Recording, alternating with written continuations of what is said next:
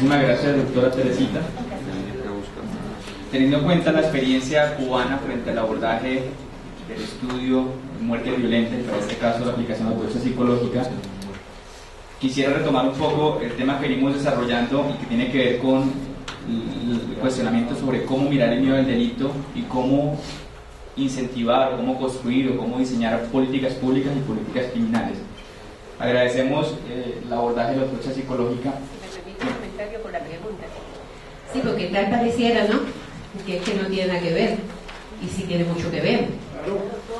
Sí tiene mucho que ver porque, por ejemplo, si yo llegué a El Salvador con la perspectiva de que era un país de feminicidas, y si usted no deja claro que no lo es, se transmite un sentimiento de inseguridad ciudadana que yo misma viví, porque dije, bueno, ¿en qué lugar me metí? Ya yo dije que sí, ya tengo que venir, ¿no? Pero vaya por Dios.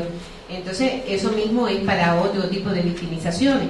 Lo que está pasando en el entrenamiento, me hablaban del tema de las desapariciones forzadas y los falsos positivos, que además yo pienso que se están abocando a una cosa bien compleja, que es definir después el tema de la reparación del daño a las víctimas sobre la base de presupuestos científicos, de presupuestos rigurosos.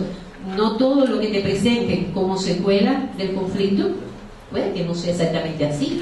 Y bueno, acá mi colega, puede que las personas fueran personas con determinados trastornos previo a, pero sin embargo a quien le va a pasar factura en el proceso de reparación sobre la base de, y si estamos hablando de víctimas ya fallecidas, hay que dejar bien claro si fue víctima de una cosa o fue víctima de la otra. Entonces sí pienso que en el contexto, aunque así rapidito parece que no tiene nada que ver, pero sí tiene mucho que ver, porque el ciudadano común hace un análisis. ¿A quién están matando? Yo corro riesgo de ser muerta. Yo estoy viviendo una situación de seguridad sobre la base de qué. Lo mismo pasa con los crímenes de odio, con la homofobia, la intolerancia religiosa, la xenofobia, la intolerancia racial, muy a propósito de la situación que está viviendo Europa en este momento con los ataques terroristas. Entonces hay que hacer una perfilación victimal para saber si yo corro riesgo o no corro riesgo, y una perfilación criminal para saber, bueno, de qué tipo de, aunque aquí es medio complejo, porque aquí con la primera vez que vino me dijeron que depende de la lista donde se estuviera mirando, hacia la percepción de riesgo que se tenía. Pero bueno, ya esa es una realidad que tienen que contextualizar ustedes. Pero bueno, un poco para decirle, mi querido moderador, que sí tiene que ver, no es tan alejado de la pregunta. Precisamente, mi postura no es que no tendría relación, sino por el contrario, en el contexto colombiano, donde tenemos un índice alto de muertes por establecer indeterminadas, es pertinente su aplicación allí. Además de eso, si analizamos los efectos frente a la posibilidad de que queden inconclusos algunas investigaciones o hechos violentos, la generación en el ciudadano sobre la posible impunidad incentivaría más criminalidad.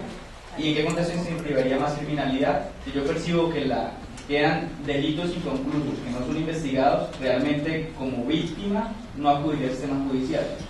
Y si yo miro el ciclo de la alimentación, si yo no acudo al sistema judicial, no voy a tener una noticia criminal para investigar y capturar. Y si no capturo a un delincuente, pues voy a tener más delincuentes con motivaciones e incentivos para seguir delinquiendo, porque nunca va a cerrarse el ciclo delincuencial. Entonces allí la pertinencia es bastante alta frente a esa situación que tenemos en Colombia: muertes por establecer o muertes indeterminadas. Hay unos casos muy cuestionados en los últimos años, específicamente en Bogotá.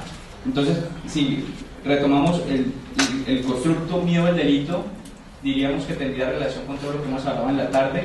Invitaría a los asistentes, si tienen preguntas, para que la vayan pensando un poco, y vamos a dar un espacio para que interactuemos.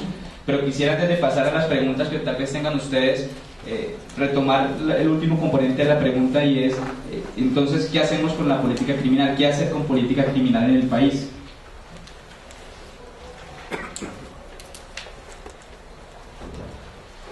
Pensemos un poquito en el modelo médico, ya que tenemos aquí a esta dama visitante desde Cuba, ¿no? Médica psiquiatra. Yo creo que en medicina no se puede hacer una buena terapia si el diagnóstico está mal hecho. Lo primero es que hay que hacer un buen diagnóstico.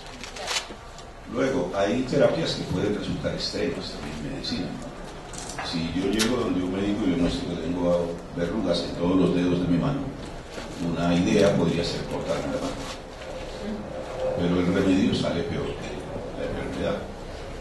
Entonces en política criminal hay que hacer lo mismo. Yo antes hablaba de definir qué se entiende por delito. Y miremos hacia dónde nos orientamos. Pero miremos también en el tipo de tratamiento que vamos a dar.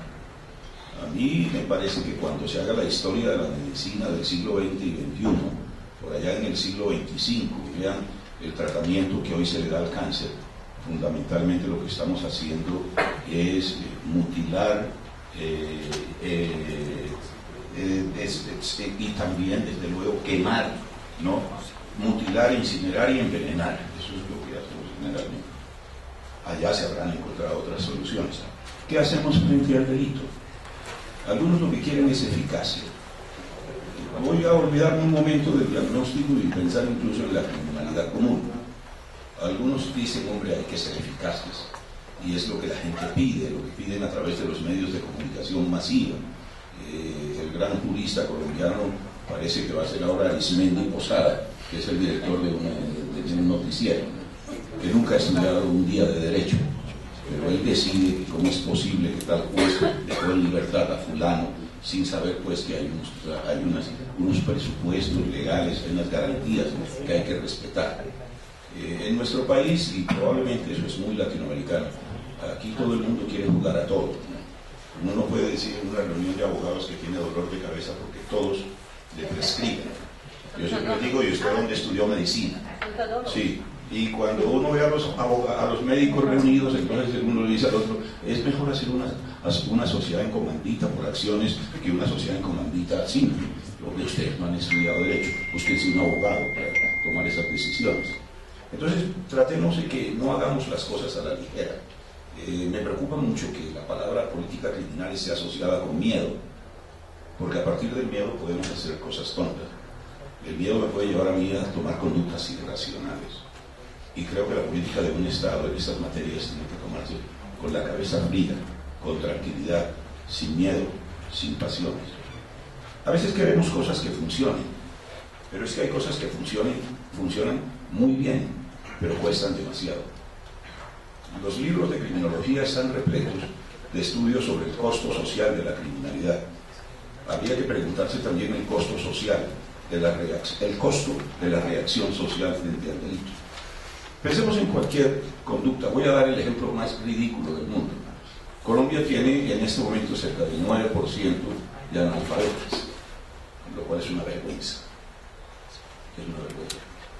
Tú que vienes de Cuba, sabes que Cuba es menos del 1 por 10.000. En Bolivia es menos del 1%. En Colombia es el 9%. Y sin embargo nos las damos de educados. Y después decimos, no me acuerdo de ustedes, que los pretenciosos son los argentinos. Pero andamos diciendo que nosotros somos los educados y decimos que Bogotá es además, ¿cómo es que decimos?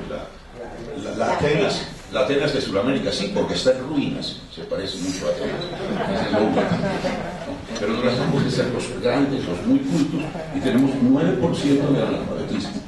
Tenemos un desempleo, bueno, aquí el que sale a vender un día a la semana cigarrillos en las esquinas, dicen que está empleado, dice es empresario, un freelance. Bien, entonces pensemos en dos problemas sociales y luego pensamos en la criminalidad. La criminalidad es un problema social y hay que enfrentarlo. También hay que enfrentar el problema del desempleo, también hay que enfrentar el problema del analfabetismo. Yo voy a dar un ejemplo ridículo. Espero que nadie le vaya a comunicar esto al presidente Santos porque de pronto acoge mi propuesta. Yo tengo una fórmula para acabar con el analfabetismo en Colombia y el desempleo esta semana. Ya hoy es miércoles, ¿no? El lunes Colombia podría ser un país sin desempleados y sin analfabetas. ¿Cuál es la solución? Decretemos ya mismo un toque de queda. Mandamos a todos los miembros de la fuerza pública a que vayan casa por casa. Léame aquí. No sabe leer, le pegamos un tiro en la cabeza. ¿Usted dónde está trabajando? No me explicó dónde está trabajando, le pegamos un tiro en la cabeza. El lunes sale el presidente Santos y dicen los medios de comunicación masiva, somos el único país de Latinoamérica y tal vez del mundo que no tiene un solo desempleado, ni tiene un solo analfabeto. Denme una solución más eficaz para eso. ¿Pero están ustedes de acuerdo con ello? Claro que no.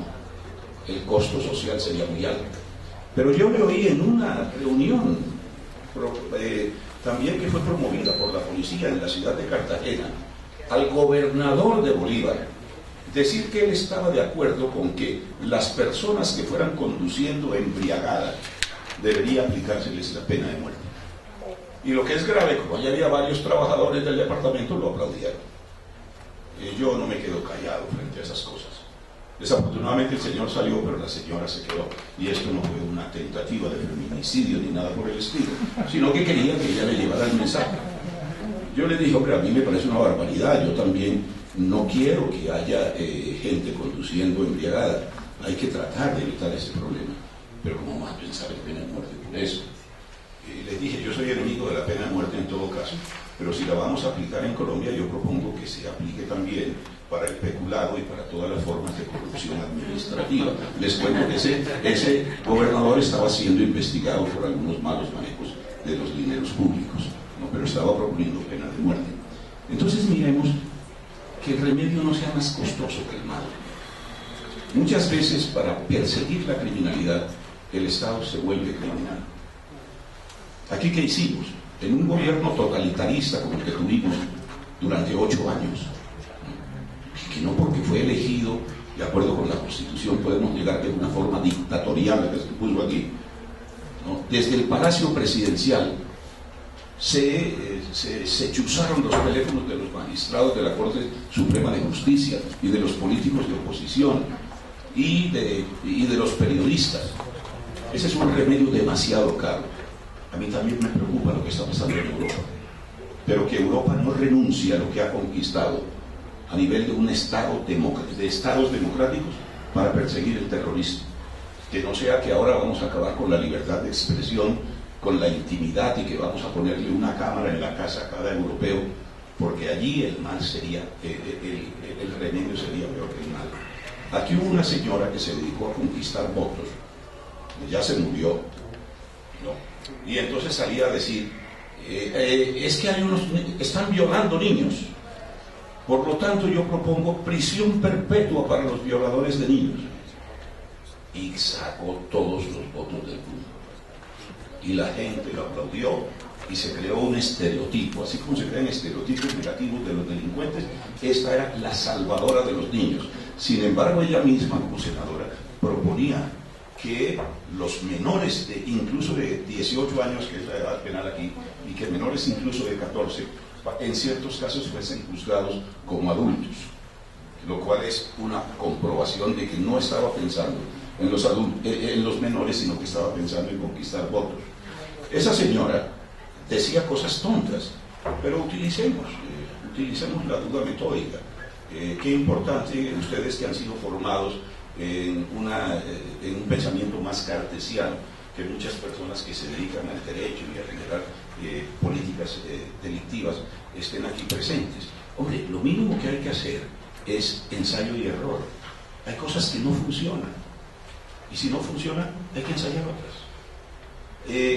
Está súper comprobado y yo podría, no lo voy a hacer aquí en este momento, pero si quieren lo hago. Yo podría citar por lo menos 10 estudios que han comprobado que aumentar las penas no disminuye la criminalidad. Que cuando se aumentan mucho las penas, hay algo que aumenta: las sentencias absolutorias. Cuando las penas son muy fuertes, los jueces absuelven más. Entonces, cuidado, Gilman se llamaba ella, cuidado, Gilman, que si ponemos prisión perpetua para los violadores, puede haber más violadores sueltos.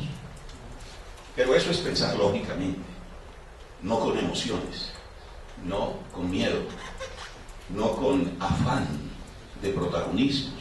El problema es que la política criminal lo hacen políticos, ¿no? Que están buscando precisamente votos, que están buscando respaldo público, y entonces proponen cosas que son absolutamente irracionales, como encarcelar a todo el mundo por cualquier cosa.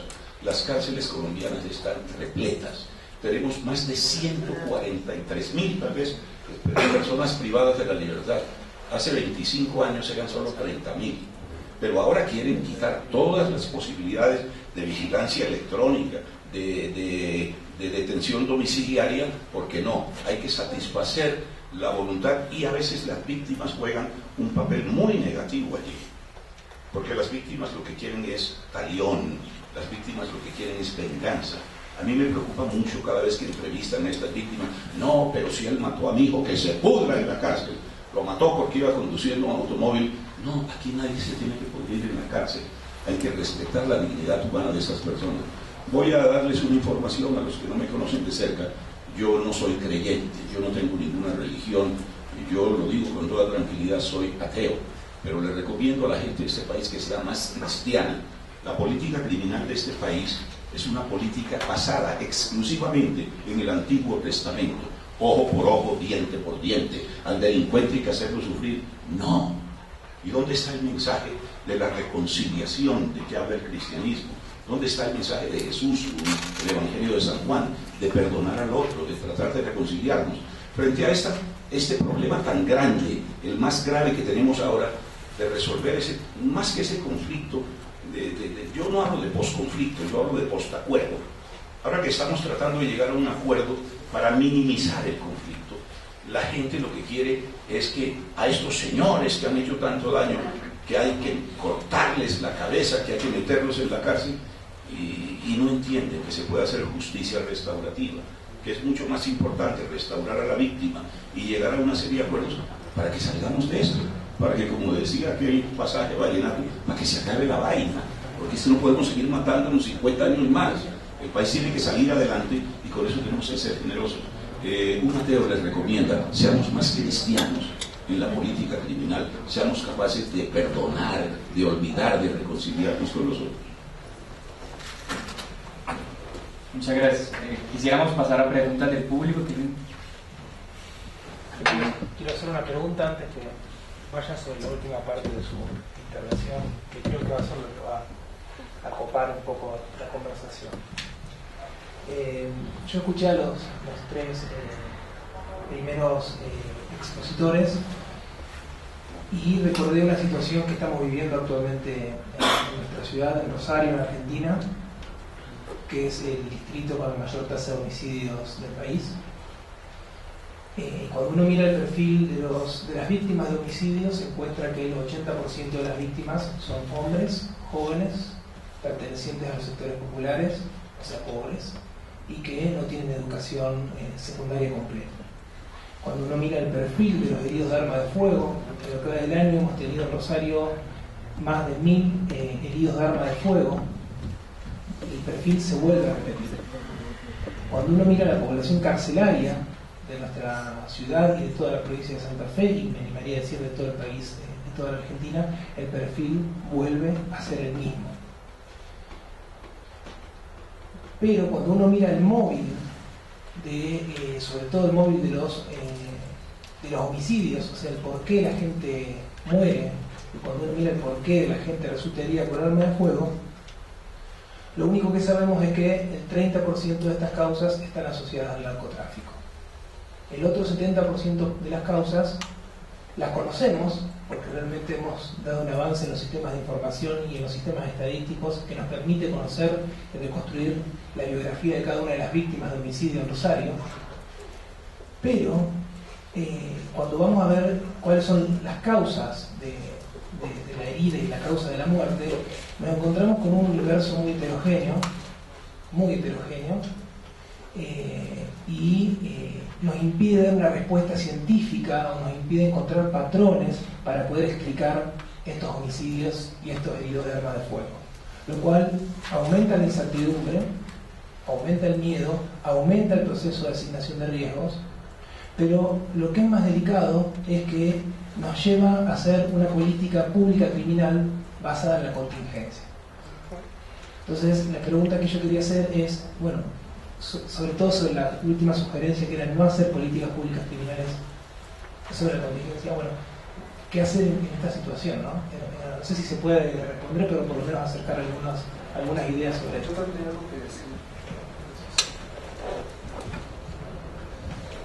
Gracias. Pues me parece tremendamente interesante lo que usted comenta, porque básicamente ser pobre es un delito. Si estamos analizando esos perfiles que usted anota en cuanto a la frecuencia con la que las personas desescolarizadas, con poca escolaridad o con problemas vitales no resueltos se dedican a la delincuencia como una alternativa de justicia, estamos entonces viendo es un fenómeno social que no estamos comprendiendo. Cuando en Colombia pasan cosas semejantes, y uno ve por qué las cárceles están llenas de lo que llamamos acá nosotros estratos. Hay diferentes estratos sociales, que es terrible decirlo, pero en Colombia la gente tiene estratos como si fueran castas, y las cárceles están llenas de estrato 1, 2 y quizás algunos del 3. Eso nos llama entonces la atención. ¿Acaso los ricos también lloran? Bueno, los ricos también delinquen. Claro que lo hacen. Lo que pasa es que tienen como que demandarles.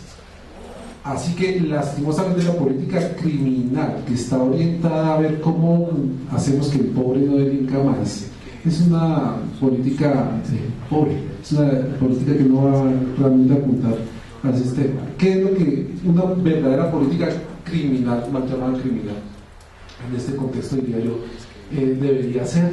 Es estar orientado al tema de cómo prevenir que el pobre no le quede otro acceso a su justicia personal que el delito. Y eso empieza por la educación, eso empieza por disminuir la brecha de la desigualdad.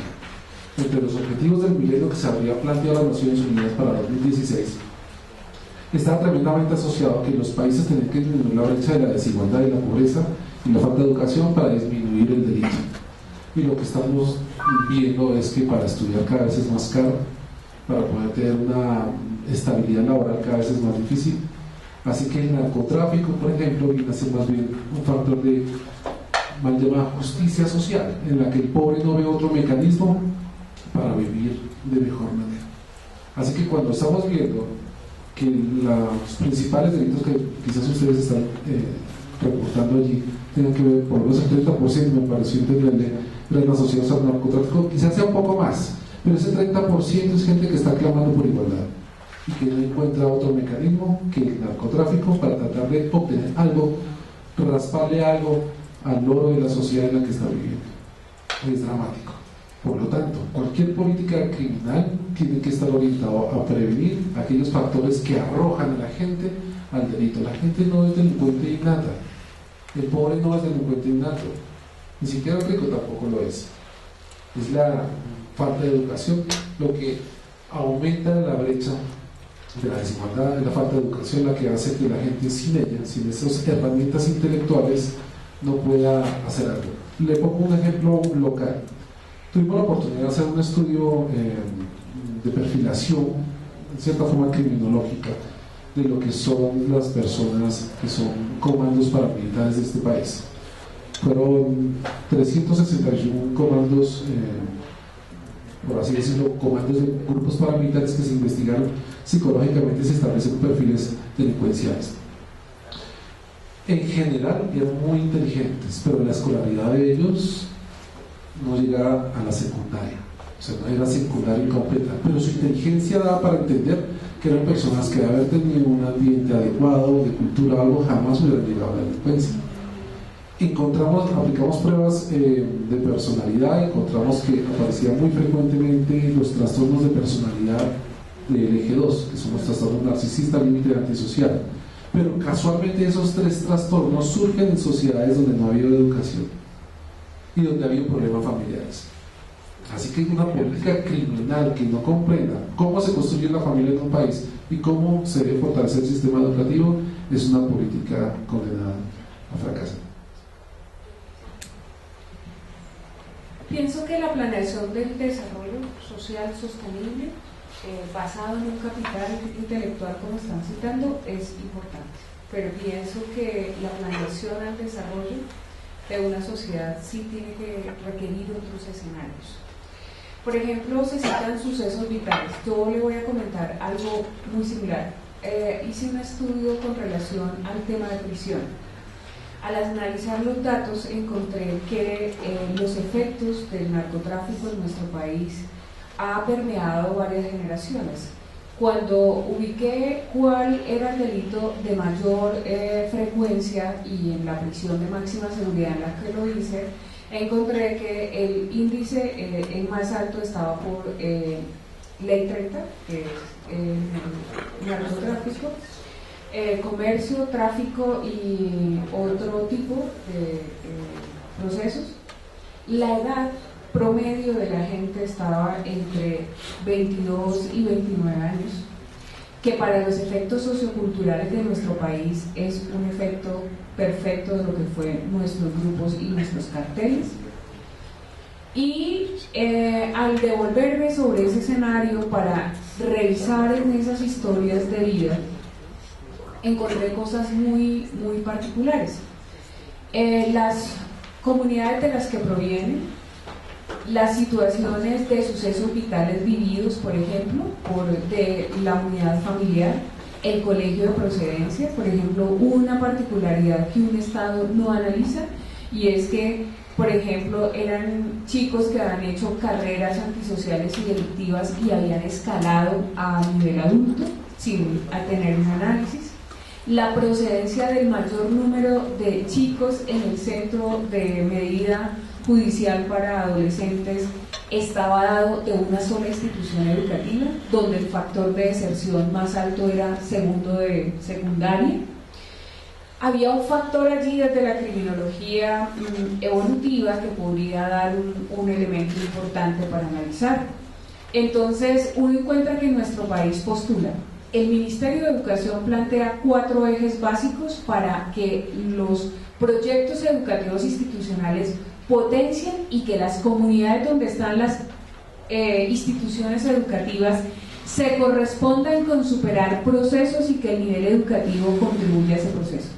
La alcaldía municipal, desde su plan de desarrollo, proyecta unos procesos que deben cumplir con superar situaciones críticas en esas comunidades para superar sucesos vitales por muerte violenta de padres, por salud mental de padres, por condiciones de economía sumergida, por condiciones de niños en la calle y menores en la calle que han sido socializados en una cultura como esa, y sin embargo el modelo educativo de esa comunidad y que plantea el plan de desarrollo, por supuesto, nunca se correlaciona para hacer una disminución del factor de riesgo y potenciar unos niveles de protección que podría dar esa condición. Se encuentra, por ejemplo, que las políticas públicas que se establecen dentro de las unidades para el área de salud mental, para los temas de seguimiento, otra serie de procesos, no cumplen ese rigor. Por lo tanto, uno observa una formulación. Nuestro país tiene una sobreproducción de información desarticulada que no tiene las condiciones de coherencia para poder mirar factores sociales, culturales, políticos, económicos, educativos que permitan generar una planeación al desarrollo bajo esas condiciones articuladas que propicien escenarios de protección, de desarrollo humano en las condiciones más adecuadas. Y superpuesto a todos estos escenarios que hemos tenido, pues que nuestro gran jefe de cartel hubiese estado en el Senado, da una condición también de unos imaginarios sociales con los que tenemos que manejar.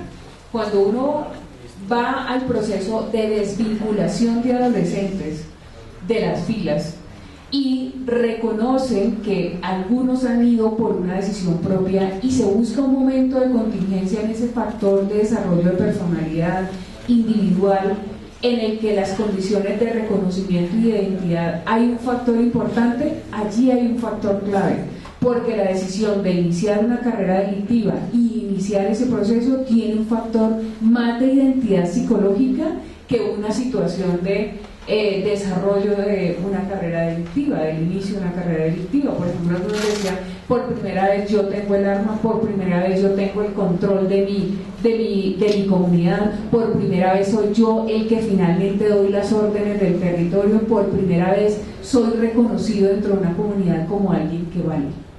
Entonces, el trasfondo de ese escenario no es un factor como lo tenemos, por ejemplo, si tenemos transferencia generacional del delito, y lo vemos en la prisión, cuando uno dice, déjeme pasar, a ver, guarda, ayúdeme a hacer una balseada al patio 3, que allá está mi papá, déjeme pasar que mi abuela está en el otro lugar. Y empieza uno a reconocer, cuando uno hace una reconstrucción, por ejemplo, el escenario que plantea la doctora Teresita, encuentra, por ejemplo, que también, cuando hablábamos del tema del miedo al delito, empieza uno a reconocer que hay unos barrios, una zona generacional, donde el delito ha tenido una transferencia generacional, pero también ha generado un imaginario en el control social. Hay quienes dicen del servicio de seguridad, a ese barrio no puedo entrar, tengo un par de líderes que me van a ayudar a llegar, puedo aproximarme, tengo parte del liderazgo. ¿Por qué? Porque también esta sociedad se ha encargado de ir generando unos mecanismos en los que esos territorios son parte de la existencia de ellos, porque son la pugna permanente y la retaliación, y en la medida que se legitima también como institución ese mismo escenario. Entonces, en el tema del narcotráfico hay una serie de situaciones particulares, imaginarios de poder, condiciones de control, circulación del dinero, condición de constitución de unas nuevas culturas que uno a veces no logra descubrir. Entonces pienso que sí, adentrarse un poco más allá para reconocer cuál es el factor clave que incentiva y sostiene, es donde está la labor, tanto policiva, criminológica o victimológica. Bien lo dice la doctora, si uno tiene una muy buena descripción de una víctima sobre el suceso, puede hacer una reconstrucción indirecta del perfil del criminal. ¿Sí? Muchas gracias. ¿Alguna otra pregunta del público? Tenemos espacio para 2 preguntas por tiempo, que no nos alcanza más. Bueno, gracias. Sí, me gustaría, al doctor Restrepo me llama mucho la atención la afirmación que comparto enteramente. ¿Cómo llamamos delito y comportamientos criminológicos a una serie de actuaciones, vuelvo y repito, tradicionales?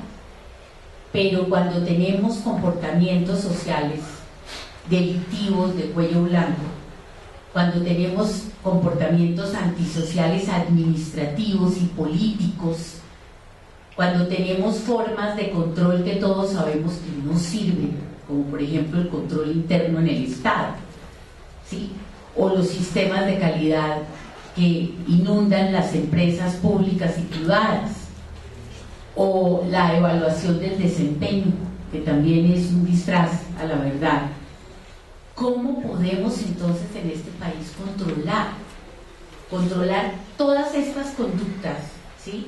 Que sabemos que están enrareciendo el ambiente, que hay una percepción de lo que es verdad, seguridad, legalidad, contravención completamente desnaturalizada? ¿Cuál sería entonces la solución?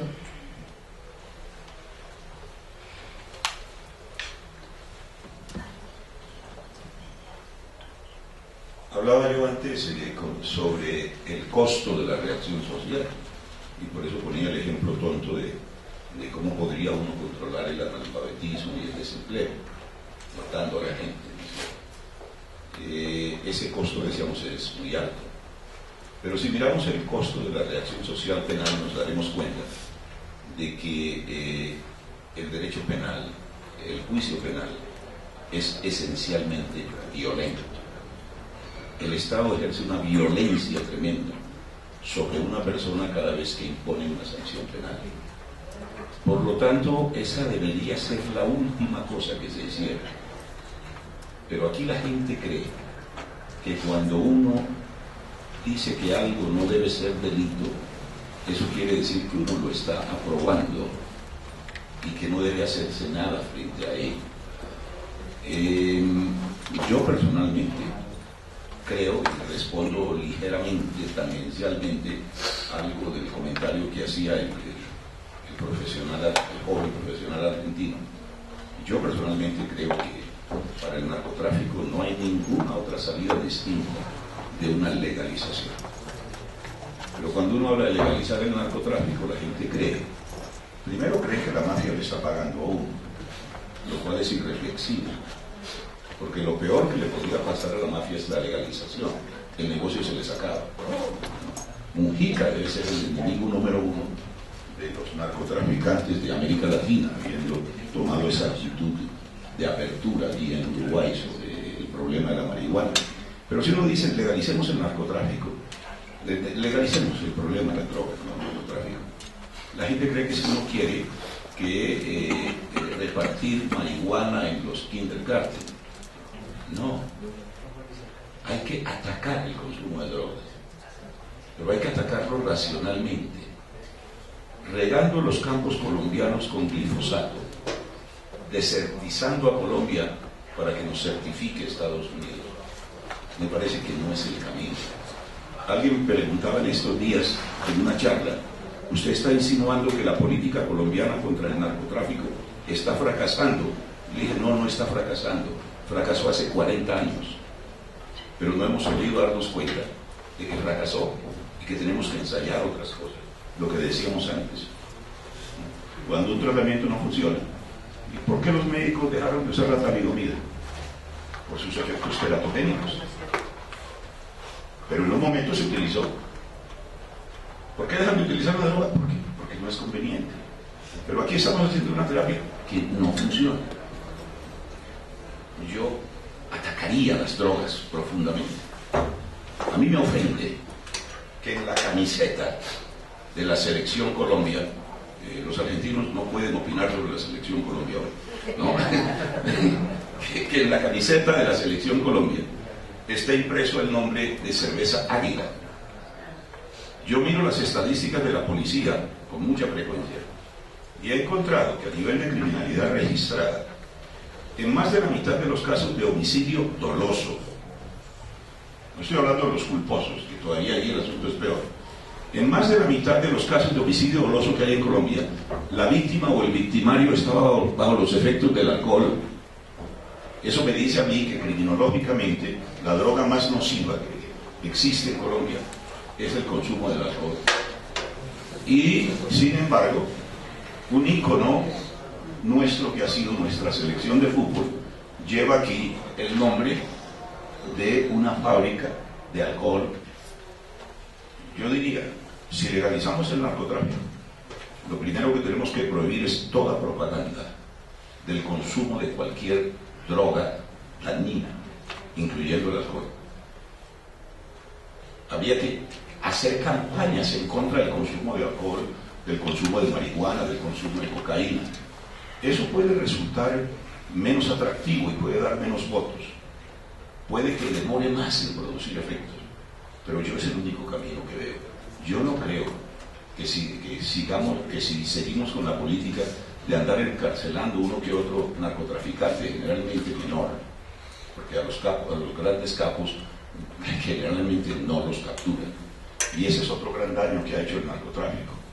El narcotráfico realmente fue el factor corruptor número 1 de esta sociedad. Aquí se corrompió gente de todos los niveles, en la policía, entre los legisladores, la política, los jueces, los sacerdotes, de todo. El narcotráfico corrompió y además fue la fuente de financiación, y sigue siéndolo, de la insurgencia tanto de izquierda como de derecha. Los paramilitares se financian con el narcotráfico, la guerrilla se financia con el narcotráfico. Ya es tiempo de que hagamos otra cosa. Radbruch, un gran penalista, dijo una vez: no hay que tratar de hacer un derecho penal mejor, sino hacer algo mejor que el derecho penal. Entendamos que la reacción penal debe ser lo último. Es como en casa. Uno no debe castigar a los niños sino cuando todo lo demás falló. Pero yo no estoy diciendo que no haya que castigarlos. Yo creo que la reacción penal debe ser la última ratio, cuando no hay nada más que hacer. ¿Y qué hay que hacer entonces? ¿Qué se prohíbe? Coger el Código Penal y adelgazarlo. Pero aquí lo estamos engordando. Hace 2 meses estaba en Holanda. Holanda es una sociedad que funciona bastante bien. Tiene el índice de homicidios más bajo del mundo, ¿no? Pero muy índice, ¿no? Por número de habitantes. No, la tasa sí, o índice por 100.000 habitantes, de las más bajas del mundo. Yo veo que Holanda funciona bastante bien. Miren el Código Penal holandés, métanse en Google, mírenlo. En Holanda hay 1/3 del número de tipos penales que tiene nuestro Código Penal.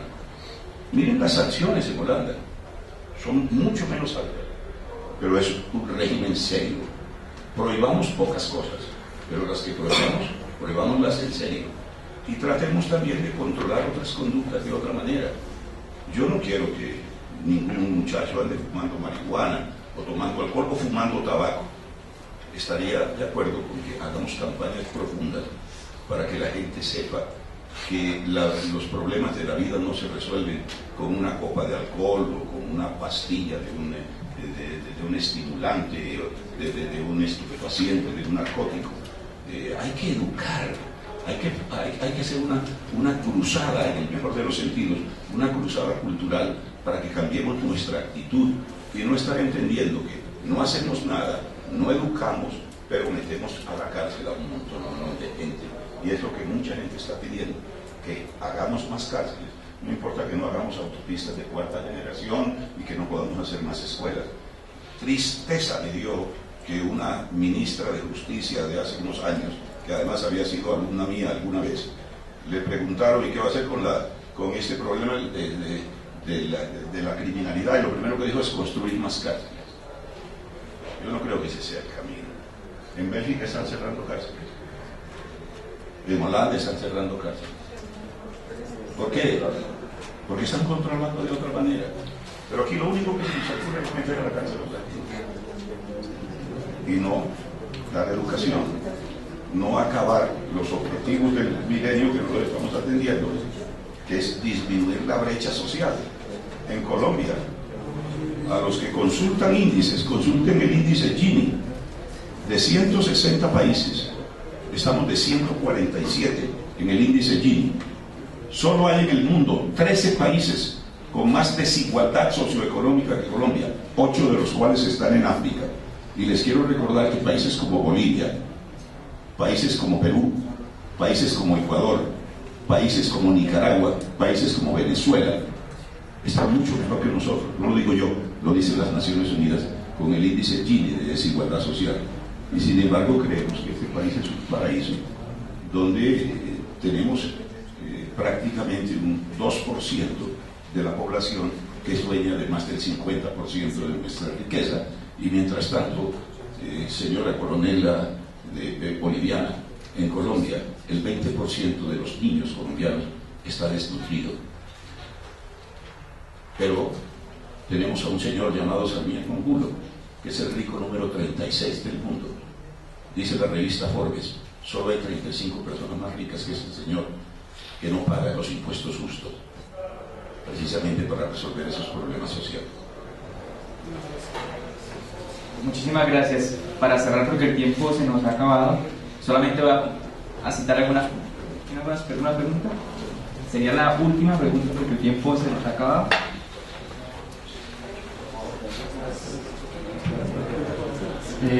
Buenas tardes, doctor Fontalvo. Nosotros me gustaría que me orientaran algo. Si bien es cierto, de acuerdo a las exposiciones que ustedes hacen, existe obviamente un desequilibrio, una inestabilidad económica, una falta de pronto de cultura, de educación, que de pronto han sido los factores que durante muchísimos años han venido afectando el país. Pero entonces, a este posacuerdo, como usted lo llama, usted ahorita hacía mención en algo, hacía énfasis en algo, que era de pronto aprender de pronto a tolerar y olvidar para reparar a las personas que han sido víctimas.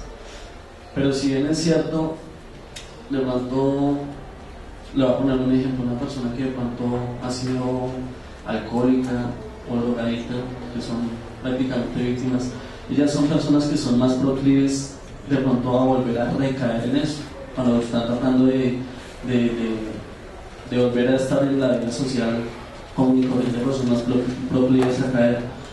Sin embargo, entonces ahí viene, si dentro de las personas que se reinsertan en la sociedad son personas que no tienen educación, obviamente son personas que de pronto no van a tener una cultura de perdón, de olvido y mucho menos de no ser proclives a recaer.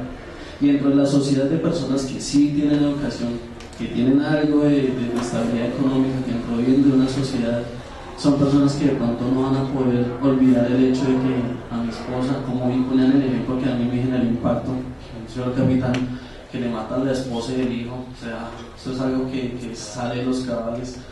Y aparte de eso, personas que han sido víctimas de que les matan a sus papás, que han sido de pronto personas que han evidenciado ese suceso. Entonces ahí se genera un desequilibrio por lado y lado.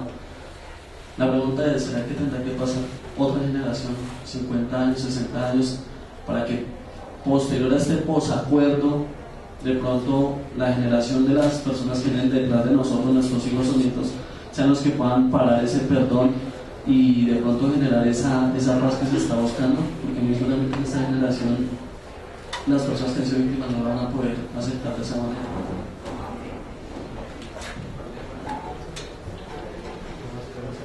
Hay un señor que no es de mis santos, que yo admire mucho, que es Peter Drucker, el gran administrador, y él diseñó una cosa que llaman planeación estratégica. Yo no creo que hay que esperar 50 años, ni esperar 50 días, ni siquiera 50 horas. Tenemos que empezar a actuar todos. Usted tiene una misión muy importante. Usted debe entender que los policías tienen que ser también defensores de los derechos humanos y que tienen que precisamente ser factores de educación. Mire, la importancia que usted tiene en muchos ámbitos de Colombia. Muchas veces la única expresión del Estado que algunos colombianos conocen es la policía. El policía, el cura en el pueblo, tiene tantas cosas que hacer. Ustedes tendrían que empezar a explicarle a la gente la necesidad de ese perdón, la necesidad de esa reconciliación. Hay ejemplos maravillosos. Mire usted a Juan Pablo II yendo a visitar y a orar con el mismo hombre que trató de matarlo. Mire usted la familia de Robert Kennedy pidiéndole al juez que no le aplicaran la pena de muerte a quien había matado a su esposo. Mire usted a Yesid Reyes, mi exalumno, hoy ministro de Justicia, hablando precisamente de reconciliación con esta gente que mucho tuvo que ver con la muerte de su padre allí en el Palacio de Justicia. Nosotros tenemos que asumir nuestro papel. Nosotros, todos los que estamos en este salón, así no nos demos cuenta, somos unos privilegiados en esta sociedad. Todos ustedes son privilegiados, yo también, a pesar de que tengamos muchas limitaciones. Primero, como dicen en Boyacá, tenemos coloca, tenemos trabajo, además un trabajo digno, tenemos seguridad social. Asumamos ese privilegio que tenemos para cumplir una función educativa en nuestra sociedad. Tenemos que hablar con la gente, tenemos que hablar también incluso con los miembros de la institución que han sido víctimas muchas veces de esas organizaciones terroristas, de estas organizaciones delincuenciales, para explicarles que para sacar este país adelante no tenemos que esperar 50 años, tenemos que empezar a reconciliarnos desde ahora. Los colombianos no somos inferiores a nadie y estoy seguro de que nosotros podemos sacar este país adelante, pero para eso tenemos que trabajar todos. Es que uno de los problemas de este país es que los profesionales de clase media, todos nosotros que somos unos privilegiados, nos pasamos todo el día tomando café y hablando paja sobre lo mal que anda el país. ¿Cuándo lo vamos a arreglar?